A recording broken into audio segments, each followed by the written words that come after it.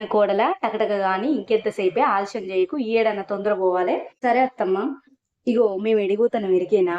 పుట్టు బుధారంగోలే గద్దలేసి గద్దెలకి బెల్లం ముద్దల బంగారం ఎదుర్కొలిచ్చి కలసక బెల్లం సకతో మంచిగా మొక్కుకొని ఎప్పట్లెక్కనే ఈసారి కూడా మేము మేడారం పోతాను. ఇగో సూడనులకైతే చెప్తానా, మన మేడారంలో గుడి లేదు, గుడి తలుపులు లేవు, మేడలు లేవు, గద్దెలే గుడులు.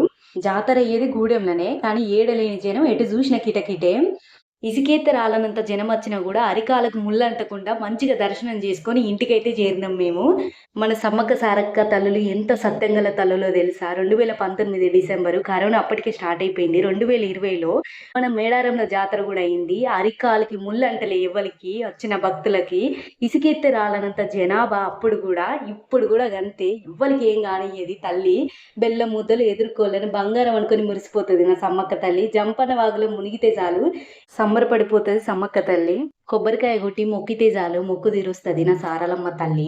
తల్లి ఒళ్ళంతా కళ్ళు చేసుకొని లోకాన్ని చల్లగా చూడు తల్లి. మళ్ళీటికి మళ్ళీ రావాలి. మీకు ఇట్లా నచ్చితే లైక్ కొట్టరా ప్లీజ్.